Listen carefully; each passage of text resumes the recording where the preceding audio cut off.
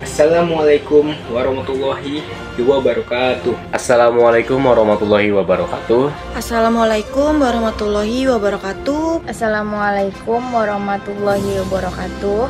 Shalom, Om Swastiastu, Namo Buddhaya, salam kebajikan, salam sejahtera bagi kita semua. Salam sejahtera teman-teman dan dosen pembimbing selaku mata kuliah Pancasila, Bapak Dr. Anton Sudarto.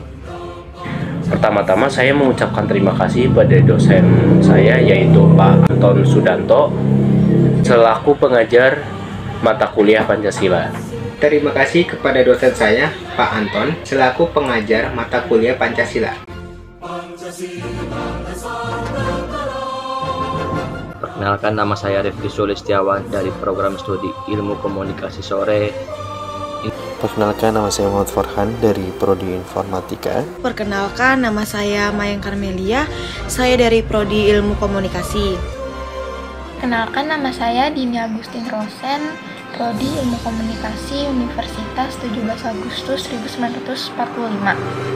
Perkenalkan, nama saya Novanda Parahani Sapitri dari Prodi Ilmu Komunikasi. Perkenalkan, nama saya Satria Adi Prawira dari program studi Ilmu Komunikasi Fakultas Ekonomi Bisnis. Perkenalkan, nama saya Alvin Dimoti. Saya mahasiswa aktif dari Universitas 17 Agustus 1945 Jakarta. Saya dari Prodi Ilmu Komunikasi. Perkenalkan, nama saya Desi Natalia. Saya dari Prodi Ilmu Komunikasi, mahasiswa Universitas 17 Agustus 1945 Jakarta. Perkenalkan, nama saya Eko Supriyatno. Saya dari Prodi Ilmu Komunikasi, mahasiswa aktif di Universitas 17 Agustus.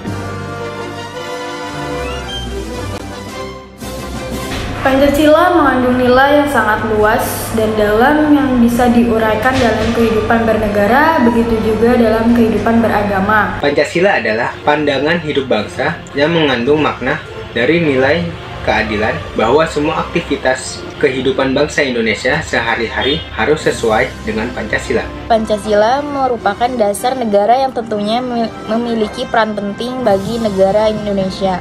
Pancasila digunakan sebagai landasan hukum yang berlaku di negara kita dan wajib kita patuhi. Ini lambang burung Garuda. Ya, lambang burung Garuda adalah yang melambangkan di mana kemerdekaan Indonesia.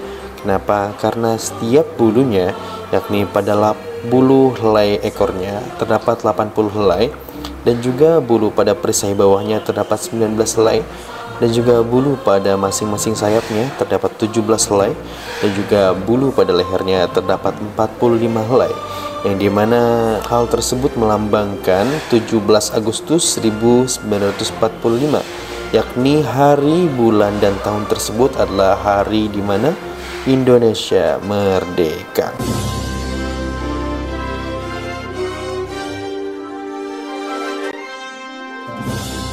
Untuk kehidupan beragama, Pancasila mengatur sendiri bagaimana tercantum pada sila pertama, yaitu ketuhanan yang Maha Esa. Sudah jelas, salah satu makna dari sila pertama ini adalah kebebasan dan keadilan dalam menjalankan agamanya masing-masing, sesuai dengan agama yang telah diakui di Indonesia. Bangsa yang bertuhan dan mempercayai Tuhan, menjalankan perintah dan larangan Tuhan sebagai bangsa yang religius, menjamin kemerdekaan setiap warga negara dalam menjalankan ibadah menurut agama dan kepercayaan yang dipilih. Sila pertama dilambangkan oleh bintang emas dengan latar belakang berwarna hitam. Bintang emas menggambarkan bahwa bangsa Indonesia mengakui akan adanya Tuhan yang Maha Esa. Selain itu, cahaya dari sebuah bintang diibaratkan sebagai sumber cahaya yang berasal dari Tuhan yang Maha Esa, sebagai cahaya yang menerangi negara Indonesia. Kemudian latar belakang yang berwarna hitam menggambarkan warna alami dengan berkah dari Tuhan yang Maha Esa. Diharapkan bangsa Indonesia tidak tersesat dalam menjalankan kehidupan. Bersyukur menjadi warga negara Indonesia karena keberagamannya dalam berbudaya dan beragama. Selain itu, tingkat toleransi yang tinggi dan merupakan salah satu pengaruh yang besar. Secara nyata terjadi pada lingkungan kita, sebagai contoh pada Hari Raya Nyepi tahun 2012 yang jatuh pada hari Jumat. Umat muslim di Bali tetap diperkenakan sholat Jumat di masjid. Untuk menghormati umat Hindu yang menunaikan catur berata penyepian, maka suara azan tidak diperkenakan menggunakan pengeras suara. Umat muslim yang akan ke masjid pun dilarang memakai kendaraan. Umat muslim yang menunaikan ibadah sholat Jumat berjamaah rela berjalan kaki jauh ke masjid. Bahkan ada beberapa pecalang yang berjaga di sekitar masjid pada saat sholat Jumat berlangsung, dengan tujuan mengarahkan umat muslim dan menjaga agar tidak terjadi keramaian setelah sholat Jumat. Bagaimana ideologi Pancasila tetap terjalin meskipun di tengah perbedaan yang beragam? Ada 5 sila dalam Pancasila. Pada sila pertama adalah ketuhanan yang Maha Esa. Pendapat saya yang mengartikan bahwa kita sebagai warga negara Indonesia mempercayai dan bertakwa kepada Tuhan yang disesuaikan dengan agama dan kepercayaan yang dimiliki oleh masing-masing orang. Karena itu, makna dari sila ini juga berarti kita perlu saling menghormati antar umat beragama sehingga terciptanya kehidupan yang rukun. Pengamalan pada sila pertama ini menghormati saudara, teman, guru, sampai tetangga yang berbeda agama. Tidak menjadikan perbedaan agama sebagai halangan untuk berteman dan bergaul. Menghormati dan menghargai hari-hari besar keagamaan saudara, teman, dan tetangga yang berbeda agama. Yang kedua, ada sila kemanusiaan yang adil dan beradab. Pendapat saya pada sila kedua ini adalah kita sebagai warga negara diminta untuk memahami bahwa setiap manusia memiliki derajat yang sama, sehingga kita harus saling menyayangi satu sama lain. Kita juga harus saling menjaga dan membantu sesama, membela kebenaran dan keadilan, dan bekerja sama untuk kedamaian negara kita. Pengamalan pada sila kedua ini menghormati hak-hak dan kewajiban yang dimiliki masing-masing orang sehingga tidak terjadi pelanggaran HAM. Mengakui persamaan derajat, hak, dan kewajiban asasi setiap manusia. Tidak membeda-bedakan suku, ras, bangsa, dan agama. Mengembangkan sikap peduli dan tolong-menolong terhadap setiap orang. Ketiga, persatuan Indonesia. Pendapat saya pada sila ketiga berarti kita harus menempatkan kesatuan, persatuan, dan kepentingan negara dan kepentingan masing-masing. Kita harus mempunyai kepribadian yang rela berkorban demi negara Indonesia, mencintai bangsa Indonesia dan tanah air, serta bangga pada negara. Pengamalan sila ketiga bisa terjadi pada lingkungan sekolah. Sebagai contoh, menjaga kerukunan dan kekompakan dengan teman, saling menyapa jika bertemu dengan teman, mengucapkan salam jika bertemu teman dan guru, menanyakan kabar ketika bertemu teman, berjabat tangan ketika bertemu dengan teman yang baru kenal. Selanjutnya, ada sila keempat, yaitu kerakyatan yang dipimpin oleh hikmat kebijaksanaan dalam permusyawaratan perwakilan. Pendapat saya, sila keempat ini mengajak kita untuk tidak memaksa kehendaknya pada orang lain dan mengutamakan kepentingan negara dan orang lain. Terkadang, kita akan menemukan perbedaan pendapat dan cara pandang. Namun, kita harus menyelesaikan dengan cara bermusyawarah atau berdiskusi. Pengamalan pada sila keempat ya mengutamakan musyawarah untuk menyelesaikan permasalahan, harus menerima hasil dari musyawarah dengan ikhlas, melaksanakan setiap hasil keputusan musyawarah, dan bersama dengan penuh rasa tanggung jawab. Setiap masalah diselesaikan melalui musyawarah untuk mencapai kata mufakat. Ikut memberikan suara dalam pemilu bagi yang sudah terdaftar dalam calon pemilih. Menghargai orang lain yang sedang berbicara maupun menyampaikan usul pada saat musyawarah. Tidak memaksakan keinginan maupun kehendak kepada teman, tetangga, saudara ketika rapat maupun musyawarah. Dan sila kelima ada keadilan sosial bagi seluruh rakyat Indonesia. Pendapat saya pada makna dari sila ini berarti mengembangkan perbuatan leluhur dengan cara kekeluargaan dan gotong royong, selalu bersikap adil. Selain itu, kita harus seimbang antara hak dan kewajiban dengan juga menghormati hak-hak orang lain. Penerapan sila kelima pada lingkungan sekolah dan di rumah yaitu menjunjung tinggi semangat kekeluargaan dan gotong royong, tidak melakukan perbuatan-perbuatan yang merugikan pihak umum, menjaga keseimbangan antara hak dan kewajiban, menghormati hak-hak orang lain, suka memberi pertolongan kepada orang lain, melakukan perbuatan dalam rangka mewujudkan kemajuan dan keadilan sosial. Dengan menerapkan nilai-nilai Pancasila, diharapkan masyarakat Indonesia dapat hidup berdampingan dengan rukun, damai, dan sejahtera. Contoh penerapan nilai Pancasila sila pertama yaitu dengan kita beribadah kepada Tuhan Yang Maha Esa.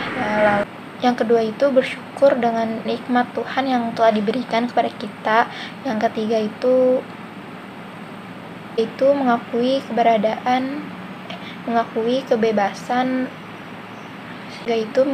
kebebasan beragama dan kepercayaan masing-masing di dalam kehidupan bermasyarakat.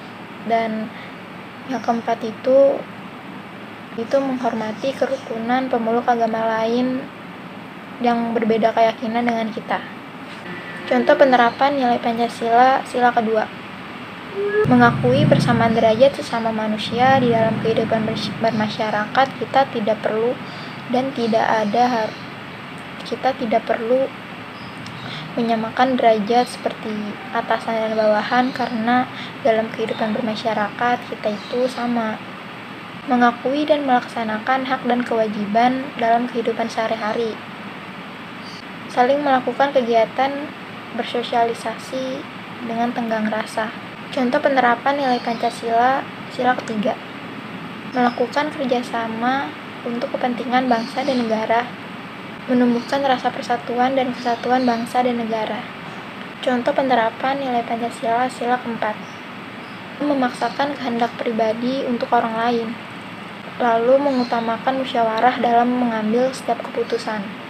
Karena tidak ada dan tidak seharusnya kita melakukan sesuatu dengan kehendak kita sendiri.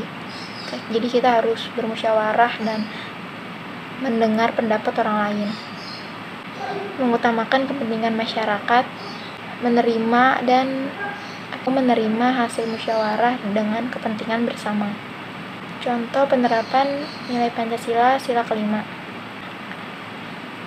Adil antara hak dan kewajiban, hormati hak orang lain, memberi pertolongan kepada orang lain, dan bersikap adil.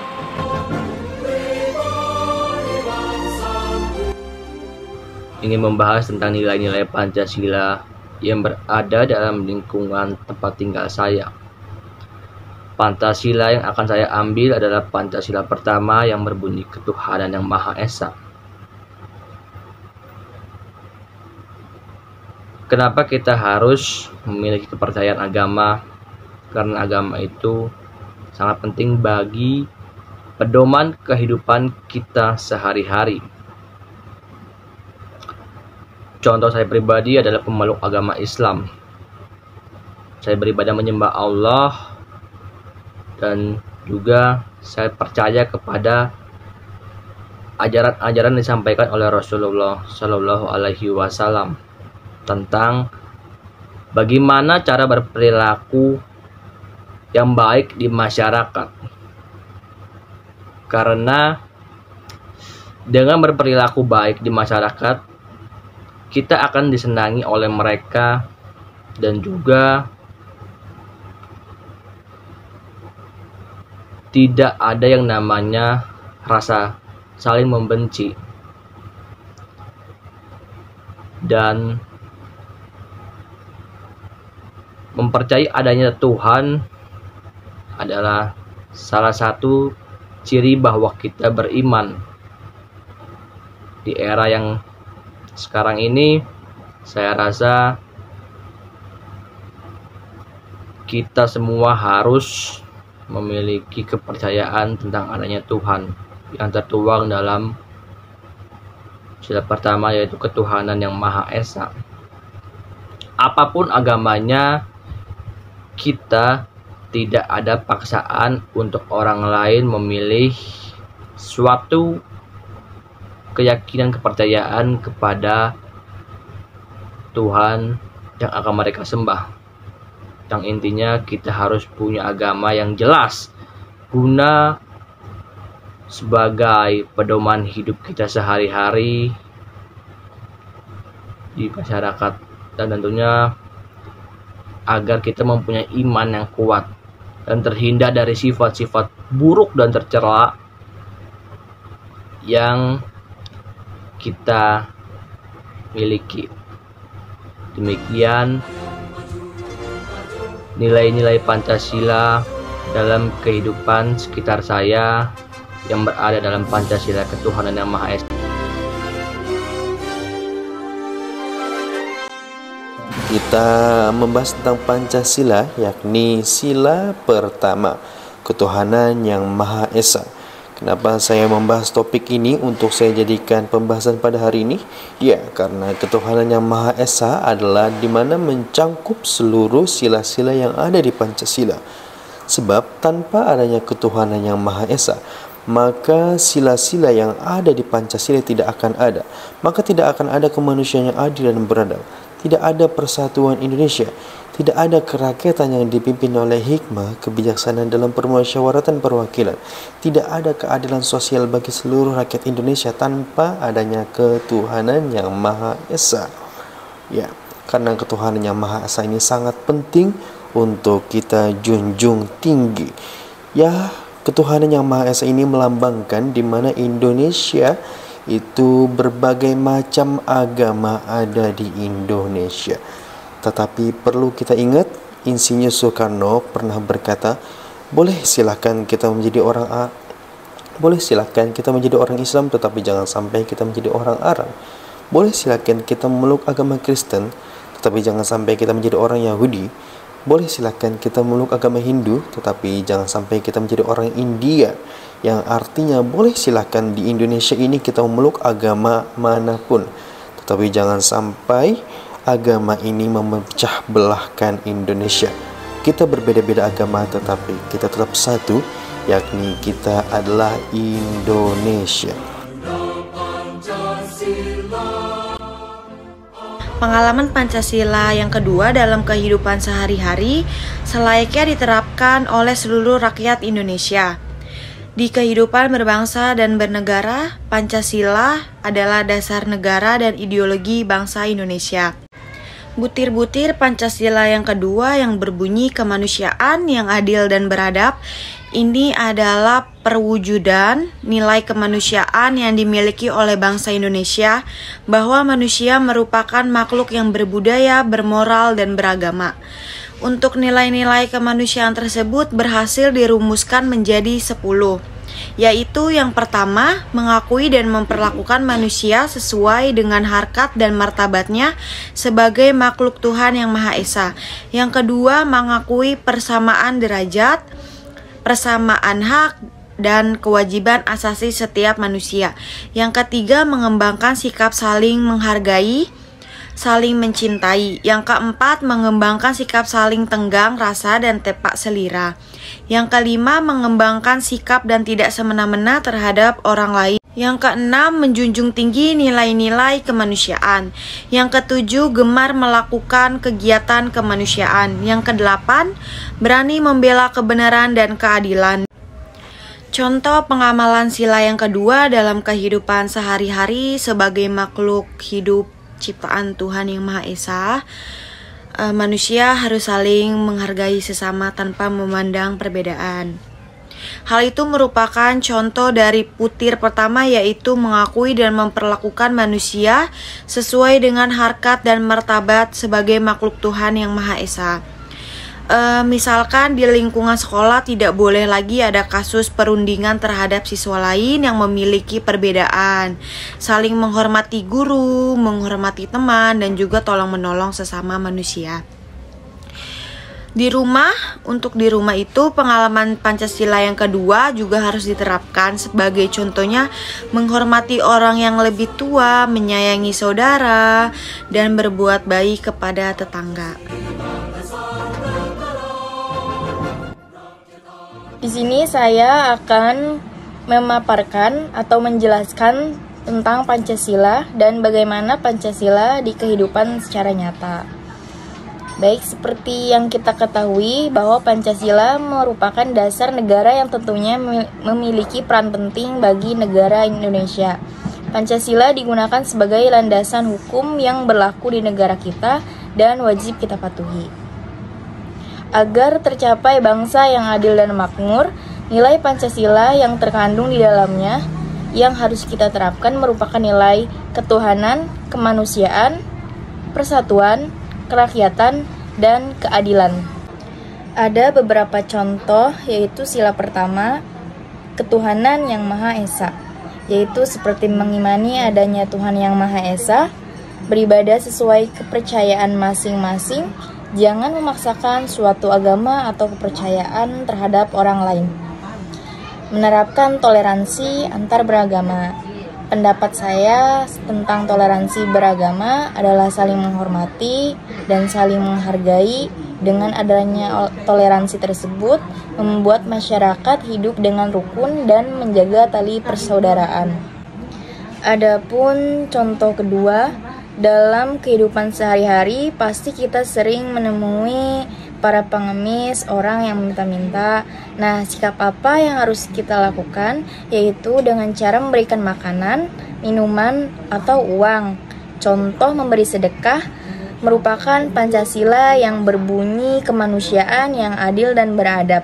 Memberi sedekah kepada seorang pengemis adalah perilaku yang terpuji. Perilaku ini menjunjung rasa tinggi kemanusiaan dan peduli kepada mereka yang sedang membutuhkan namun penuh dengan keterbatasan. Adapun contoh lainnya yaitu seperti kejadian bencana gempa Cianjur. Sikap apa yang harus kita lakukan? Sebaiknya kita membantu korban dengan cara bergotong royong dan memberikan donasi sumbangan tenaga. Ini termasuk mengandung nilai dasar kemanusiaan, rasa peduli terhadap mereka. Nilai ini menekankan kita untuk saling menyayangi dan saling tolong-menolong.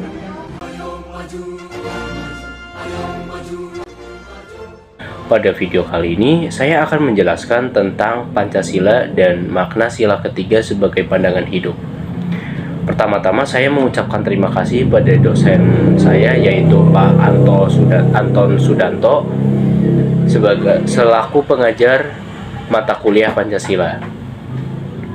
Pancasila merupakan dasar negara Indonesia yang terdiri dari 5 asas. Pancasila punya arti yang sangat besar bagi kehidupan bangsa Indonesia.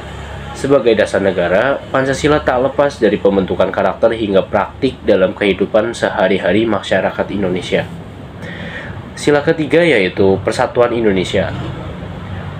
Dilambangkan oleh sebuah pohon beringin.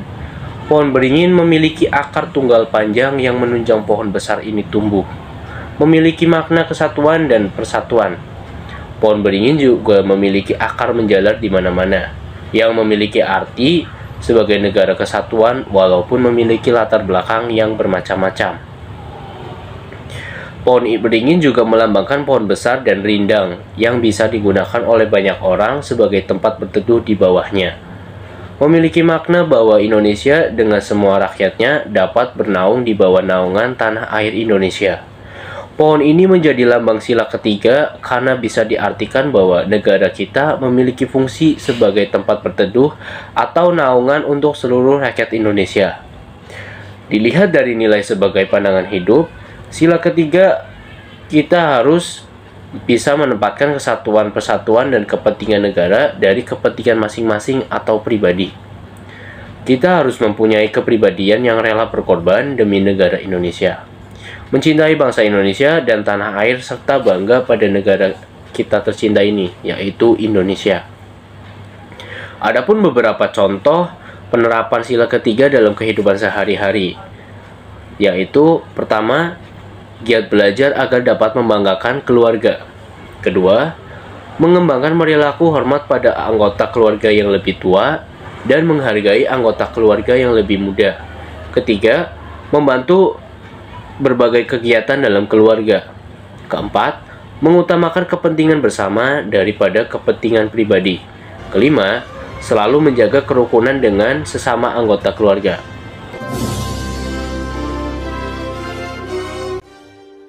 Saya akan menjelaskan mengenai praktik Pancasila dalam kehidupan sehari-hari. Saya pribadi memiliki hobi mendaki gunung. Maka yang akan saya jelaskan adalah bersangkutan dengan pendakian gunung. Sila pertama, ketuhanan yang Maha Esa. Setiap saya dan kawan-kawan saya mendaki gunung, tinggi maupun pendek, kami selalu berdoa di awal pendakian agar kami semua diberikan keselamatan dalam perjalanan ke puncak dan perjalanan pulang. Tak hanya itu, bila waktu sudah menunjukkan waktu untuk sholat, teman-teman saya yang beragama Muslim akan berhenti sejenak untuk sholat, dan saya pun sebagai yang non-muslim akan berhenti untuk berdoa. 3. Persatuan Indonesia. Pada tanggal 17 Agustus 2019, saya dan kawan saya mendaki gunung dengan tujuan untuk melaksanakan upacara bendera dan mengibarkan bendera merah putih. Dan itulah yang kami lakukan di puncak. Saya merasa sangat bangga karena itu merupakan suatu hal yang berharga bagi negara maupun kami sebagai warga negara untuk mendapatkan kemerdekaan. Apalagi saya mendapatkan kesempatan untuk mengibarkan dan melaksanakan upacara bendera di atas puncak gunung. Ya, sila kelima, keadilan sosial bagi seluruh rakyat Indonesia. Sebagai pendaki, sudah menjadi hal yang wajib untuk memiliki sifat yang adil dan solid antara warga maupun antara pendaki-pendaki lain. Hal ini dapat ditandai oleh kebiasaan pendaki yang saling menyapa saat bertemu dengan pendaki lainnya di dalam perjalanan. Kami juga sangat menghargai orang tua. Walaupun fisik orang tua yang tidak begitu kuat seperti anak muda, kami tetap memperlambat perjalanan kita untuk menyesuaikan dengan orang tua. Dan kami juga secara tidak langsung menghormati alam untuk tidak membuang sampah sembarangan, memvandalisme ataupun berbicara kasar di alam. Dan secara tidak langsung rasa nasionalisme tumbuh di dalam diri saya. Saya sangat menyadari bahwa betapa indahnya negara ini, dan sudah menjadi kewajiban saya dan seluruh warga Indonesia untuk melindungi dan melestarikan seluruh budaya, keindahan, flora fauna yang ada di Indonesia. Sekian dari saya, Satria Hadi Prawira. Sekian penjelasan dari saya. Sekian dari saya, terima kasih yang sudah menonton video ini. Sekian dari saya, terima kasih atas perhatian dan waktunya. Sekian penjelasan Pancasila dalam kehidupan nyata. Kurang lebihnya mohon maaf. Terima kasih. Wassalamualaikum warahmatullahi wabarakatuh.